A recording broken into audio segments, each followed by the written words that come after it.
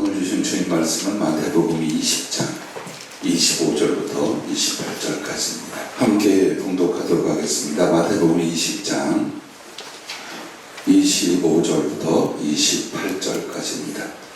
예수께서 제자들을 불러다가 이르시되 이방인의 집권자들이 그들을 임의로 주관하고 그 고관들이 그들에게 권세를 부리는 줄을 너희가 알거니와 너희 중에는 그렇지 않아야 하나니 너희 중에 누구든지 크고자 하는 자는 너희를 섬기는 자가 되고 너희 중에 누구든지 으뜸이 되고자 하는 자는 너희의 종이 되어야 하리라. 인자가 온 것은 섬김을 받으려 함이 아니라 도리어 섬기고 하고 자기 목숨을 많은 사람의 대속물로 주려 함이니라. 아멘. 주 앞에 큰 자라는 제목을 주셨습니다. 한 주간 묵상하고 기도할 때에 주님이 계속해서 이 섬김에 대해서 당신의 마음이 무엇이며 또 그 목적과 이유를 계속 말씀을 주셨습니다. 성령 강림 주일을 지나 계속해서 성령에 관한 것이 본문이 될 줄 알았습니다. 그런데 주님은 성령이 무엇을 하시는 분인가를 알라 하셨습니다. 성령은 지배하고 다스리고 이익을 편취하는 자가 아니라 하나님을 섬기고 우리를 섬기기 위하여 낮고 천한 이 세상과 우리 몸에 오신 분이십니다. 섬긴다는 것, 어쩌면 신앙의 전체입니다. 그러나 오늘 말씀의 그 제목이 주 앞에 큰 자라는, 여기 크고자 하면 큰 자는 이라는 성경의 말씀이 많이 나옵니다. 과연 큰 자가 누구냐? 하늘에서 큰 자, 주 앞에 큰 자, 세상에서 복을 받아 큰 자가 누구냐? 첫째는 부모에게 유산을 물려받고 가문의 대를 잇는 장자를 큰 자라고 표현합니다. 두 번째는 지위나 신분이 높은 자를 일컬을 때 성경에서 큰 자라고 말했습니다. 그리고 세 번째는 하나님께서 귀하게 쓰임받는, 그야말로 하나님께 쓰임받는 귀한 일꾼에 대하여 큰 자라고 성경은 말을 하고 있습니다. 누구나 이렇게 큰 자가 되기를 소원할 줄로 압니다. 그러나 스스로 큰 자가 되거나 사람들이 말하는 큰 자가 아니라 주 앞에 큰 자가 되어야 될 줄로 믿습니다. 그러면 첫째, 주 앞에 큰 자란 무엇을 말합니까? 섬기는 자가 되는 사람입니다. 자, 섬김이란 남을 돕거나 가르치거나 주관하는 정도가 아니랍니다. 우리 기독교에서 섬김이라는 단어를 많이 써요. 돕는다, 긍휼을 베푼다, 위로한다, 조력한다는 말이 있어요. 그런데 섬김이라는 말은 이 차원보다 더 높고 더 깊은 것입니다. 우리가 섬김이라는 단어를 꽤 오해하고 씁니다. 남 조금 돕고도 섬김이라고. 그러나 여러분, 이 섬김이라는 말은 어떤 말입니까? 종이 되어 받드는 마음과 자세를 가리키는 말입니다. 즉, 다른 사람에게 던져주고 약간의 힘을 주는 것이 아니라 내가 그에게 전적인 종이 되어 그를 받드는 마음이에요. 그리고 그 자세를 가리켜서 섬김이라고 말하는 것입니다. 그러므로 우리가 섬김이라는 말이나 성경의 명령 앞에 착각하거나 오해하는 단어가 바로 이 섬김입니다. 주님은 이 섬김이라는 말을 어떻게 풀어주셨습니까? 그것은 어린아이 같은 중심이며 자기를 낮추는 겸손이요 섬기기를 기뻐하는 충성된 종의 영을 가진 사람이 되어야만 가능하다라고 하셨습니다. 그래서 마태복음 18장 4절에 보면 그러므로 누구든지 이 어린아이와 같이 자기를 낮추는 사람이 천국에서 큰 자니라 라고. 성경이 말하는 어린아이라는 것은 뭘 말합니까? 어린아이는 물론 영악한 놈도 있어요. 다스리려 하거나 지배하려 하거나 부리려고 하지 않아요. 왜? 자기 주변의 모든 사람이 자기보다 힘있고 어른이고 지위가 높아요. 그래서 어린아이들은 누군가에게 권력이나 이익을 편취하고 다스리고 지배하고 이게 없어요. 즉 그걸 가르쳐 말하는 거예요. 하나님의 사람들이 남을 섬기는 신앙의 본문으로 살아갈 때에 어린아이 같은 바로 이런 중심이어야 된다. 그것을 가르쳐 또한 자기를 낮추는 겸손이라고 말합니다. 겸손이라는 것은 나의 인격성을 자랑하는 연기가 아니에요. 겸손이라고 하는 것은 내가 죄가 많고 무지하고 연약하다는 걸 아는 것이 아니에요. 다른 사람을 존귀 여겨 받드는 자세가 바로 겸손입니다. 그러므로 한 사람 속에 신앙적 겸손의 인성이 만들어지지 않은 섬긴다는 것은 다 거짓과 유선이 되고, 우리들 자신이 신앙생활을 하면서 그 사상이나 가치관이나 방향을 잃어버립니다. 왜 그러느냐? 이 땅에서 필요한 것들을 얻고 누리기 위하여 우리는 우리의 환경과 만나는 사람들을 무엇으로 보느냐? 이익을 얻을 수 있는 대상으로 여깁니다. 그것 외에는 그다지 관심이 없어요. 이게 세상적인 사상이라면 이것이 우리들에게 고스란히 물들어 있는 것, 주님이 이것을 깨부시려고 합니다. 자주 우리가 쓰는 말이 있어요. 힘으로도 아니 되고 능으로도 아니 되고. 이 말은 우리가 하나님 앞에 큰 자가 되거나 세상에서 쓰임받을 수 있는 큰 인물이 되거나 그런 사역을 하거나 삶을 살려면 하나님 앞에 딱 하나밖에 없다. 어린아이 같은 중심으로 겸손히 낮아져 진정으로 다른 사람을 섬길 수 있는 그런 영혼이 되라. 그것을 오늘 말씀하고 계신 것입니다. 그래서 주님이 이 말씀을 하고 계실 때에 어떤 일이 벌어진 배경이 있습니까? 세베대의 아들의 어머니, 즉 한마디로 요한과 야고보의 모친이 자기 자녀들과 함께 주 앞에 나왔습니다. 그리고 무엇을 원하느냐라고 할 때에 나의 두 아들을 주의 나라에서 하나는 주의 우편에 하나는 주의 좌편에 앉게 명하소서. 이 말은 우리나라식으로 말하면 좌의정 우의정이 되게 하옵소서. 즉 이 땅의 권세, 그것을 바라는 거예요. 주의 길을 가는 사람이 이것을 요구하고 있는 거예요. 그런데 열 제자가 듣고 그 두 형제에 대하여 분이 여기거든요. 왜? 똑같은 마음이었다는 거예요. 그런데 먼저 선수쳐서 주님 앞에 큰 권세의 자리를 요구하는 그 모습을 보고 분노하기 시작을 하는 거예요. 그래서 이 말씀이 나왔어요. 세상에선 다스리는 자, 물질 있는 자, 남을 지배하는 자가 큰 자인 것 같지만 하나님 나라와 그리고 하나님의 백성들에게는 그게 아니다. 그것을 역설하고 계신 거예요. 종이 되고 섬기는 자, 그 사람이 큰 자요. 그 사람이 크게 될 자요.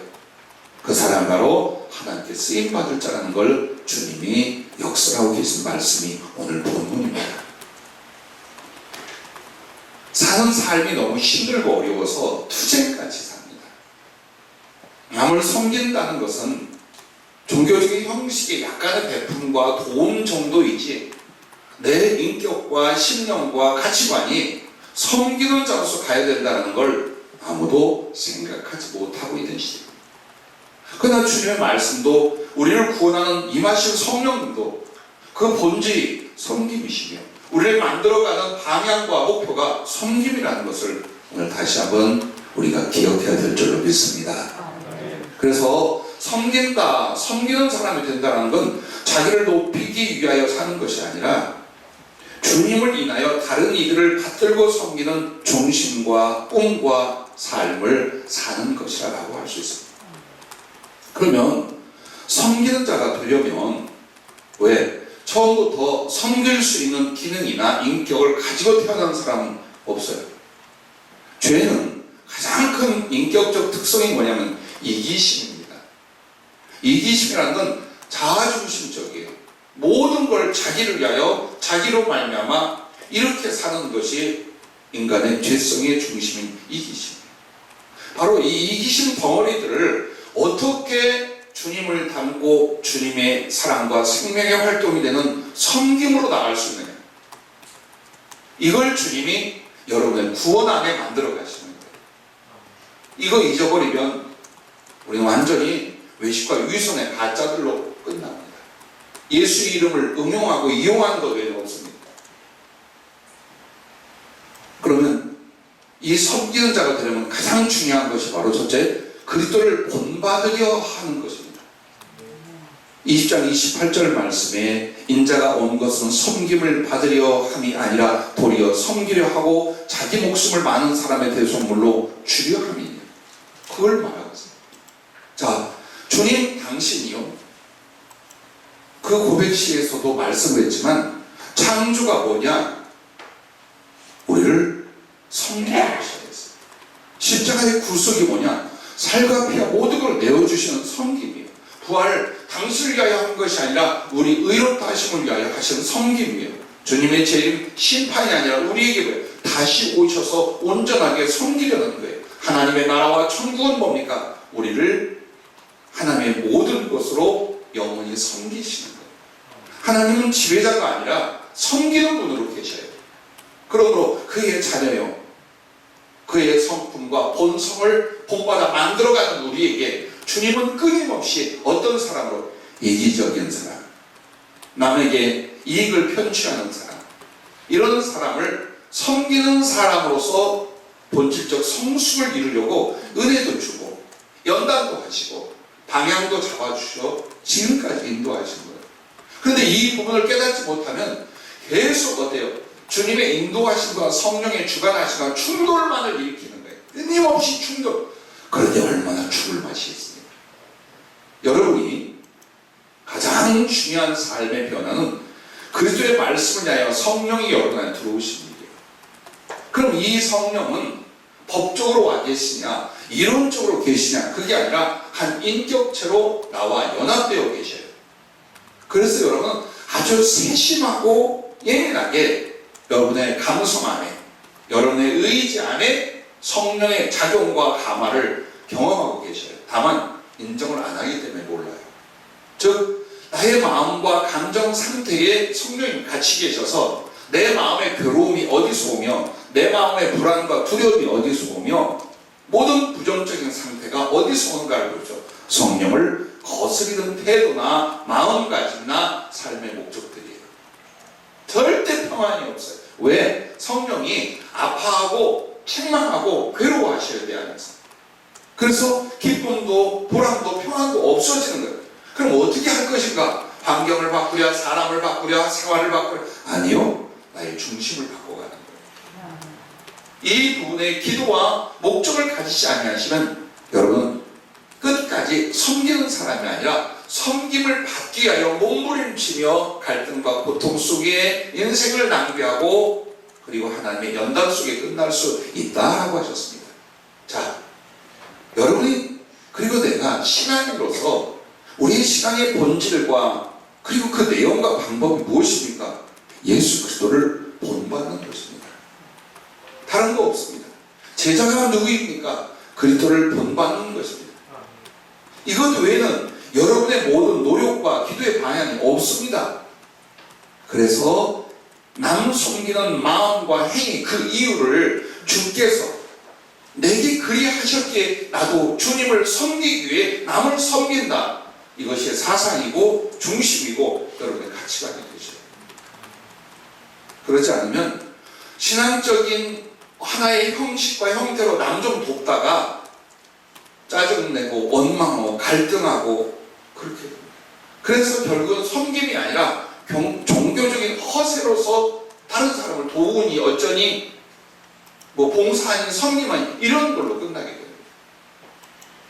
자, 그 제자들이 주님께 무엇을 배운가? 주님의 본을 보고 있는 거예요. 나 너희들 지배하고 착취하고자 않았어. 나는 내 목숨과 존재를 다 십자가에서 너에게 바쳐 너희를 섬기기 위해서, 대속의 제물이 되기 위해서 왔어. 너희도 그렇게 사는 거야. 그걸 오늘 우리에게 가르쳐주고 계십니다. 우리는 얼마나 많은 핑계를 대는지 몰라요. 내가 부자가 돼야, 내가 강건해야, 내가 무엇을 가져야 남을 섬길 수 있습니다. 이런 거짓말을 서슴없이 신앙의 중심에다 두고 있는 거예요. 그건 거짓말이에요. 왜 거짓말이냐? 섬김은 손이 아니에요. 가슴이에요. 인격이에요. 그들을 본받으려는 신앙의 중심이 거기서 나오는 거지, 베풀고 던져주고 도와주는 이것이 아니라 이거예요. 그래서 어떻게 해서 내가 무슨 방법과 무슨 모양과 무슨 삶을 하든지 내가 예수님을 본받자. 그분이 나에게 어떤 섬김을 베풀어 주셨는가.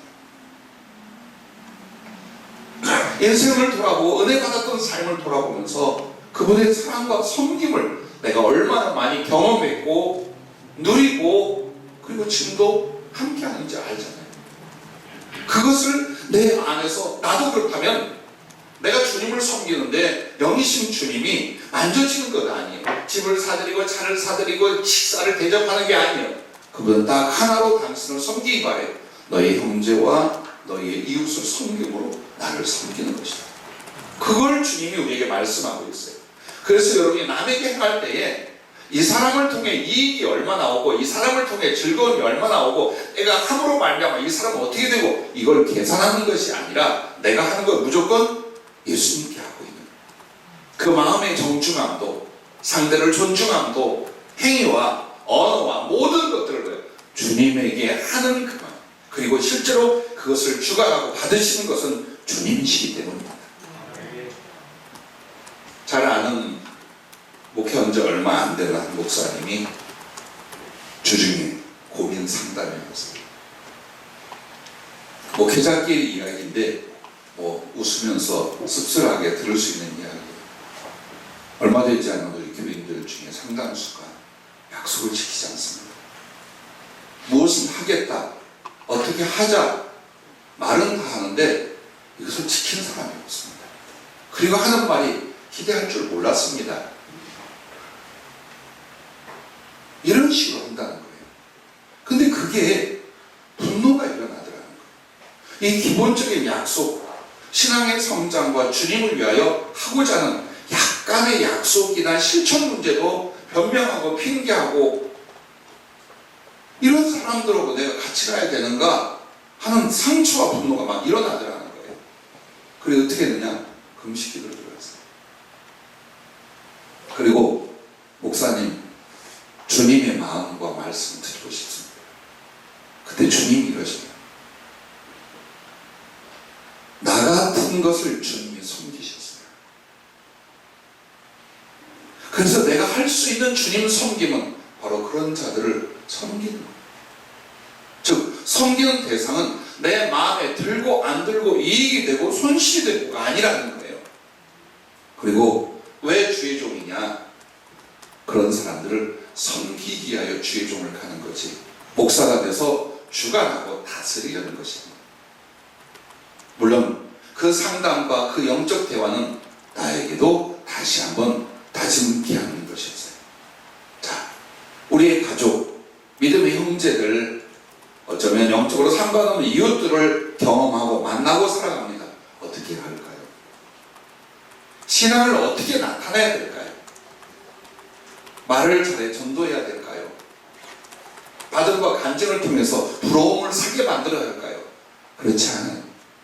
섬길 수 있는 섬김을 통하여 그리스도를 나타내고 섬김을 통하여 복음을 전하고 바로 그것이라는 것입니다. 자, 그 다음에 두 번째는 섬기는 자가 되려면 남은 섬김이 곧 그리스도를 섬기는 것을 늘 자각하고 고백하며 실행하라 이렇게 표현하셨어요. 남을 섬기는 것이 내 주님을 섬기는 거야. 이걸 어때? 계속 자각을 시키는 거예요. 그리고 고백하랍니다. 기도로 고백하며 내 자신이요 신하게 만들라는 거예요. 그리고 실행을 합니다. 골로새서 3장 23절 24절에 보면 무슨 일을 하든지 마음을 다하여 주께 하듯 하고 사람에게 하듯 하지 말라. 이는 기업의 상을 주께 받을 줄 아나니 너희는 주 그리스도를 섬기느니라. 그렇습니다. 이 말이 뭡니까? 너 그 사람에게 하는 거 사람에게 하는 게 아니야. 나에게 하는 거니까 사람에게 얄팍하게 하지 말고 나에게 하듯이 너 진짜 진실하게 존숭하며 한번 해봐 라는 말씀이에요.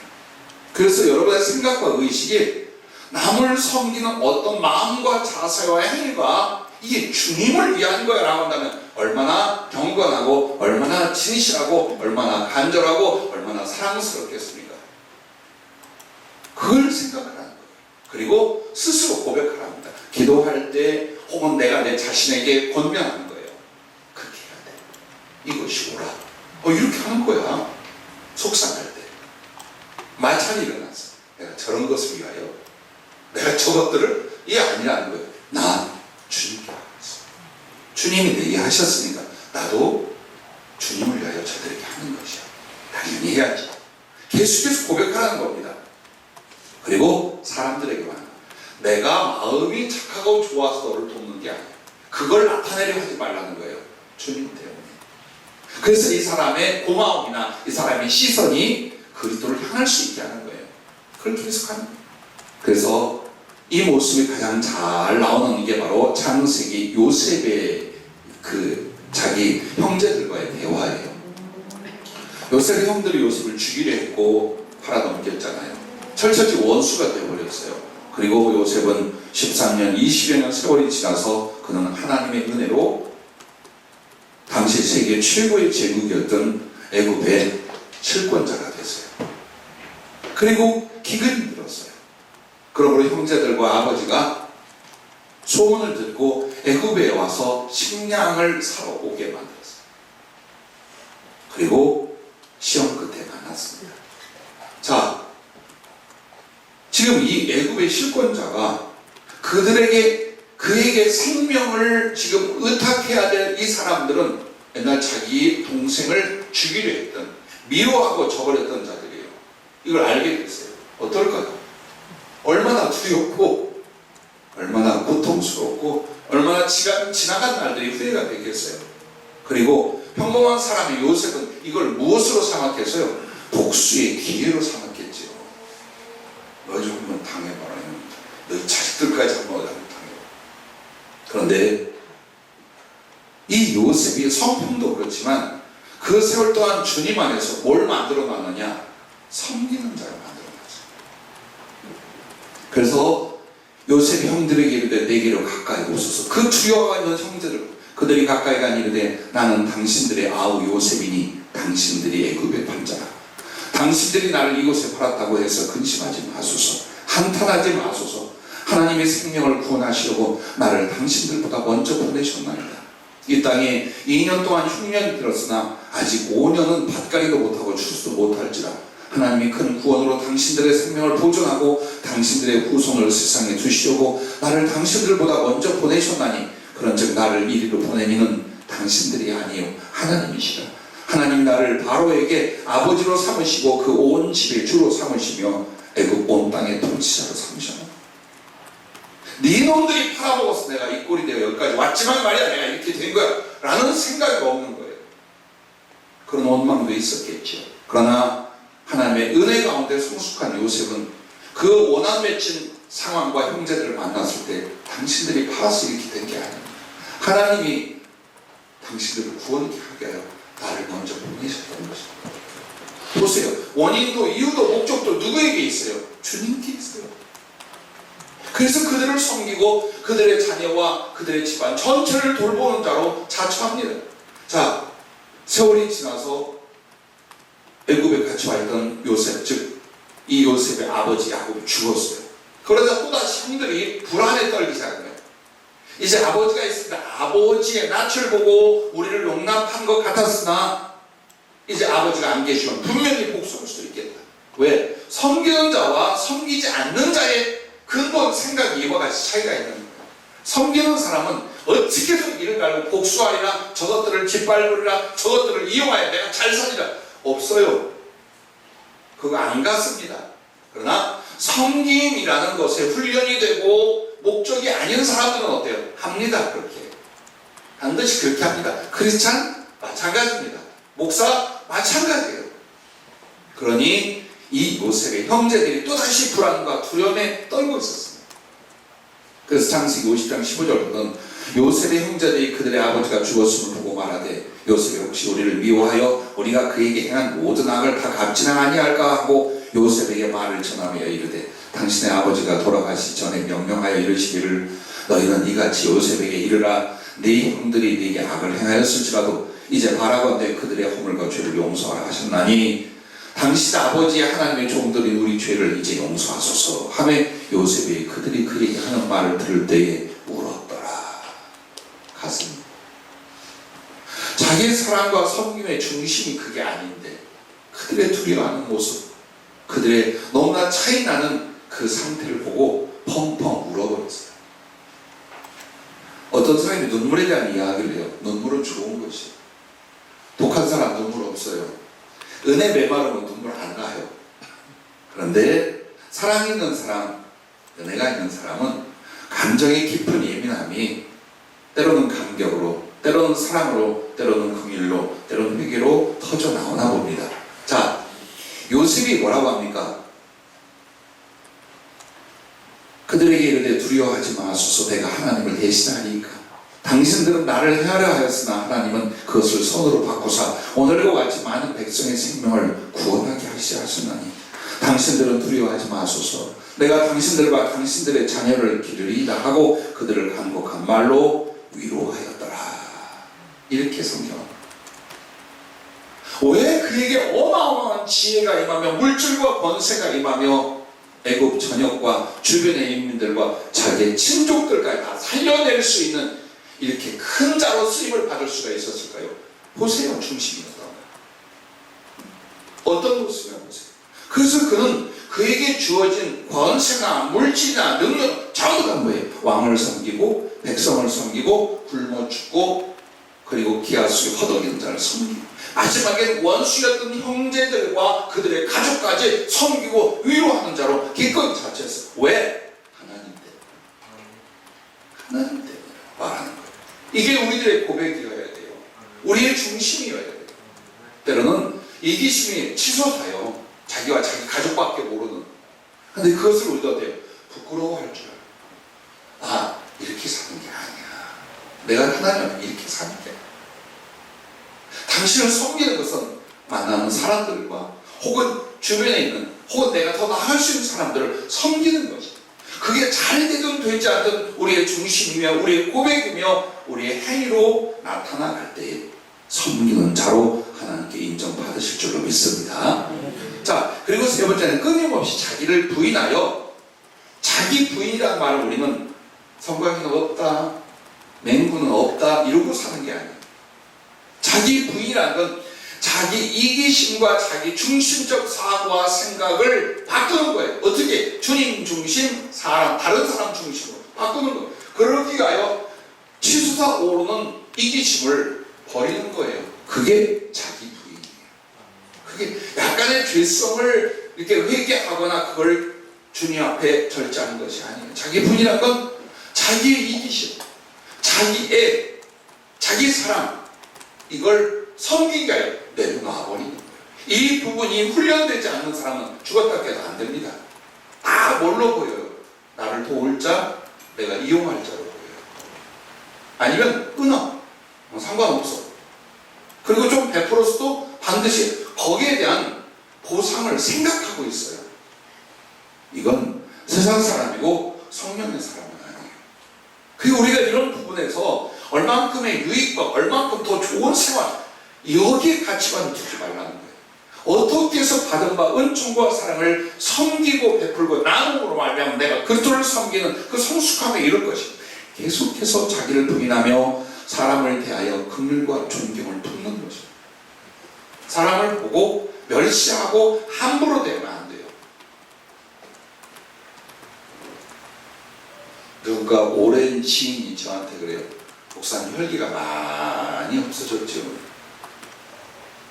진짜 혈기라는 걸 지가 겪어보지도 않고 그런 말을 해요. 사실 왜 우스갯소리에 이런 얘기를 하느냐. 혈기나 분노는요 상대가 워낙 못해서 일어나는 게 아니에요. 내가 다른 사람을 그만큼 사랑하고 존중하지 않을 때예요.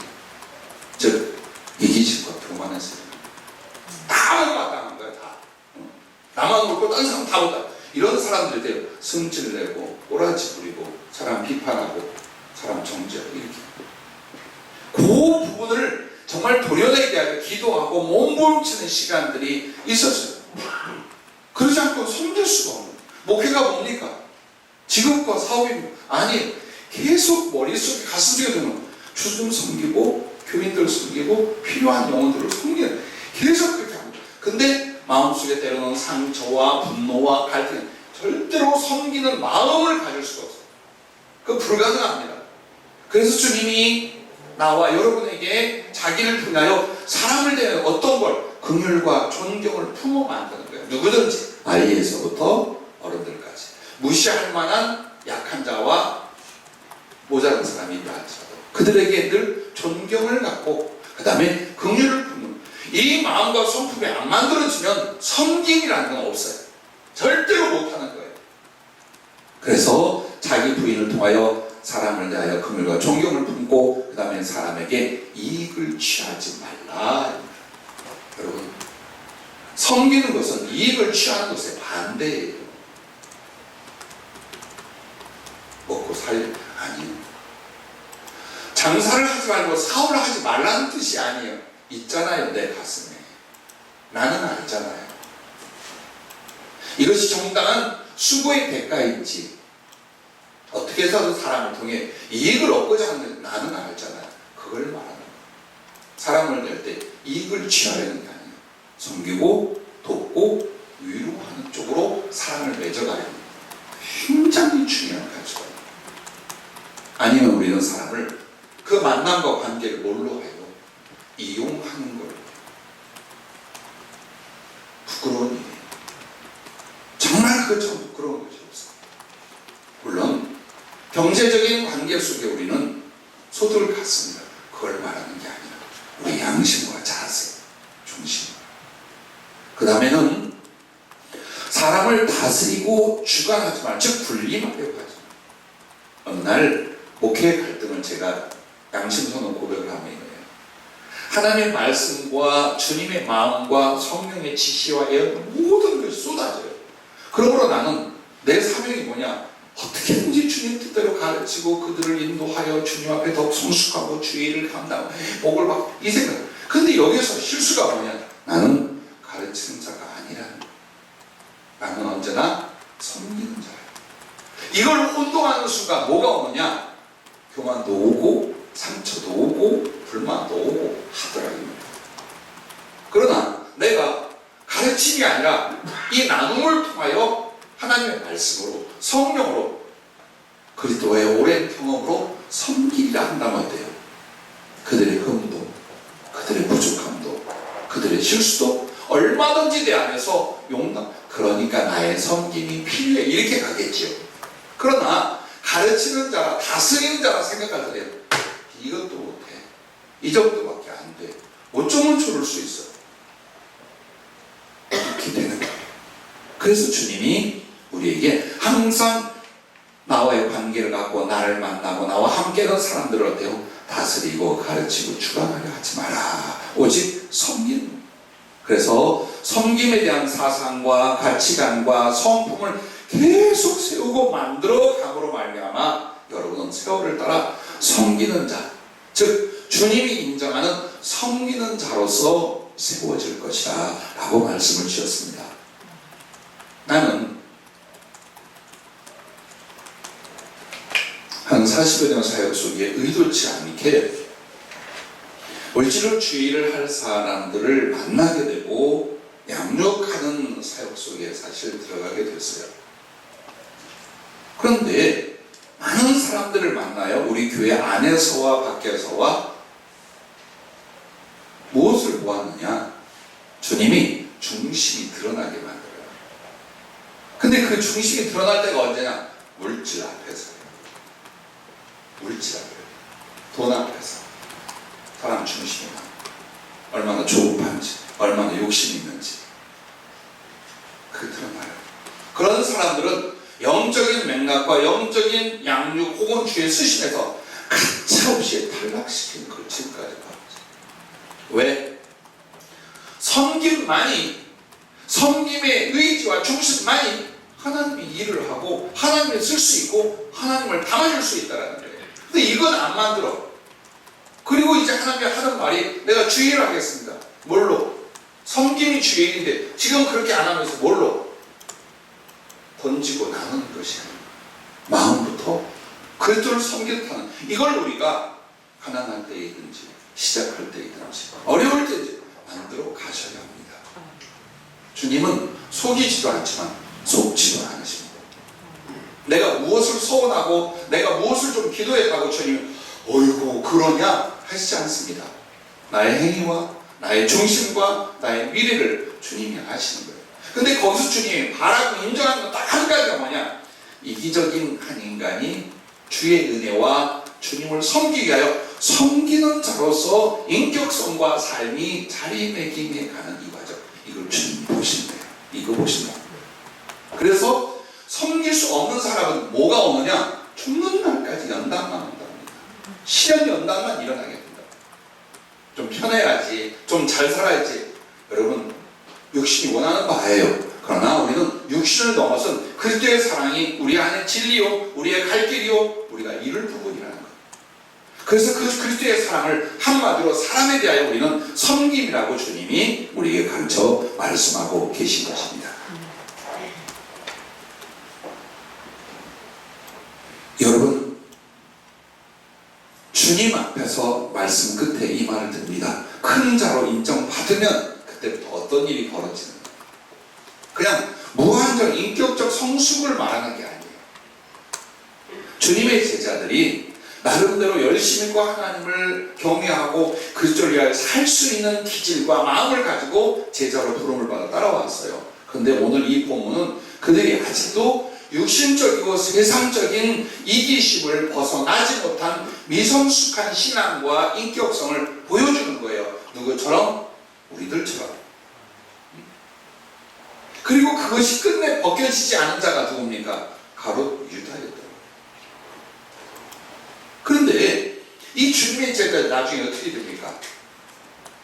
그 은혜의 연단, 성령으로 다시나 이 과정을 통하여 그들은 얻고 누리는 자가 아니라 나누고 베풀고 섬겨 자기의 목숨과 영혼과 인생까지 바치고 하늘나라 24장로로 올라간 사람들이 되었습니다.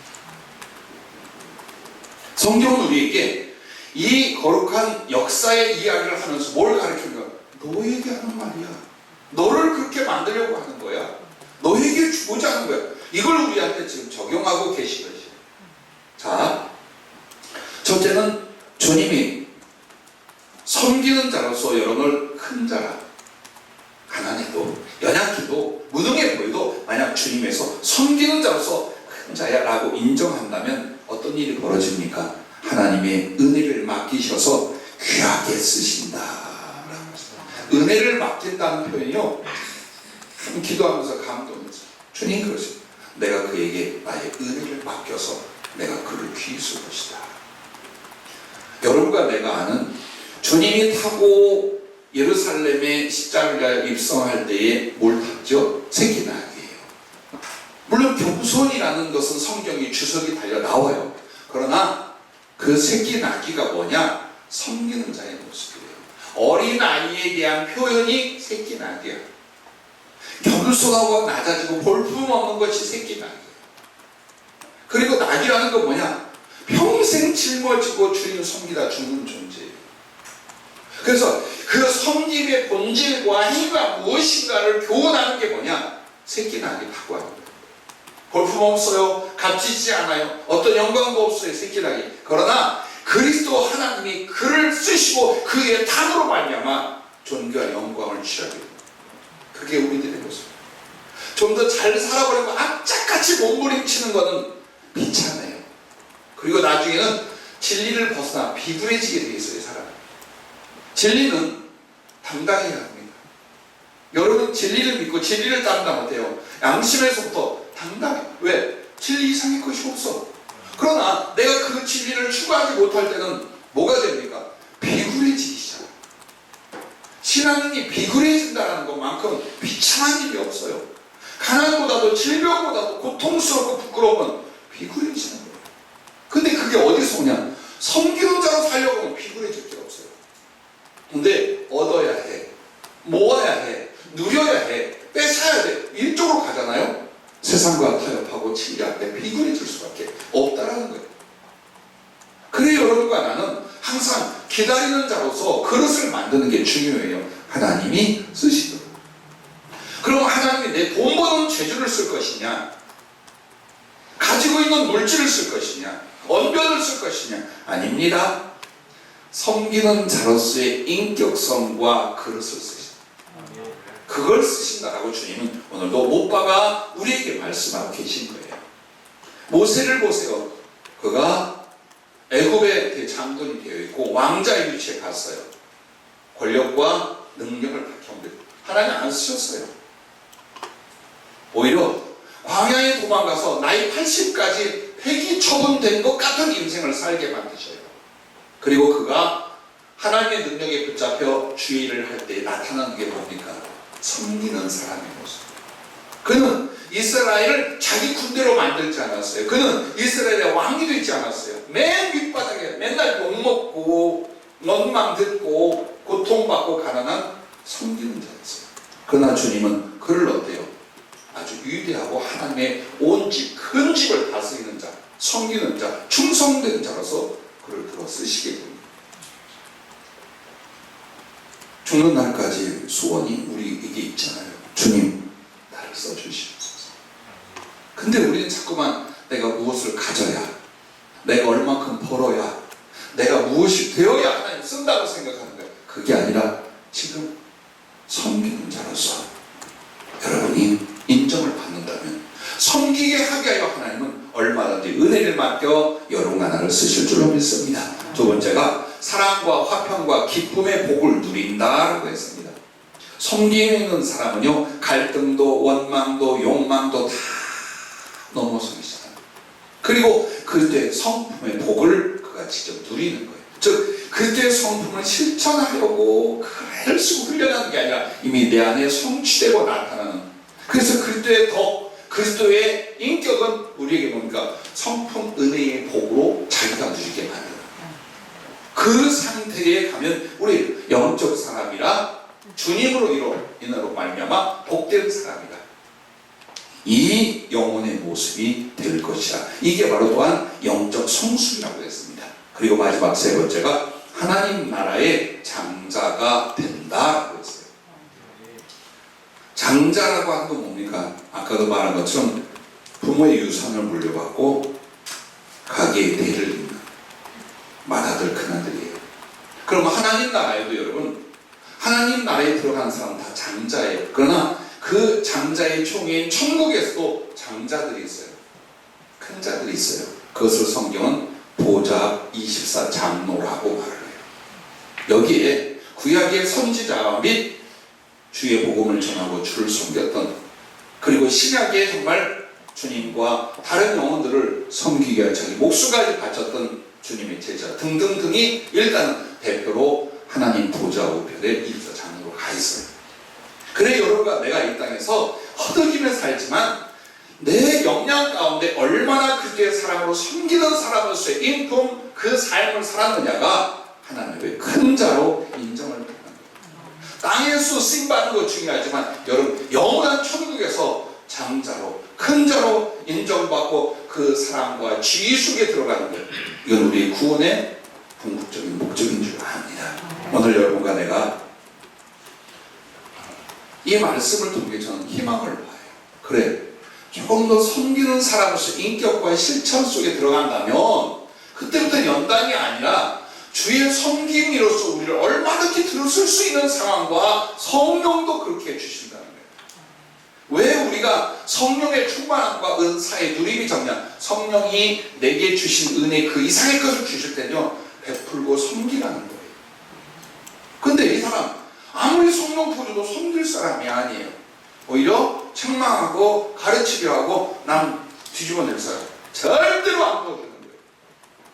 물질도 그렇지만 성경의 선물도요, 누구에게 주느냐?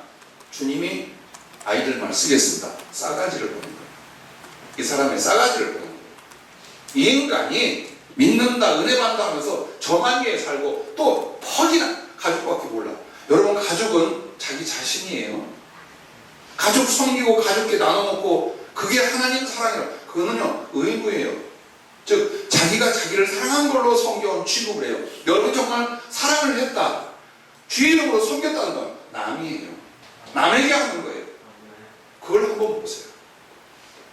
요 과정이 아주 높고 거룩한 상태로 올라가야 하나님을 쓰는 게 아니에요. 주님 보시기에 이기심을 넘어서는 거죠. 이기심만 넘었으면 그때부터 주님은 섬길 수 있는 사람, 섬기게끔 맡길 수 있는 사람으로 인정이 되는 거예요. 성령이 거룩한 또 하나님의 물질한 땅을 주장할 수 있는 권세도 거기서부터 주신다는 거 잊지 마십시다. 이것이 우리의 희망인 줄 믿습니다.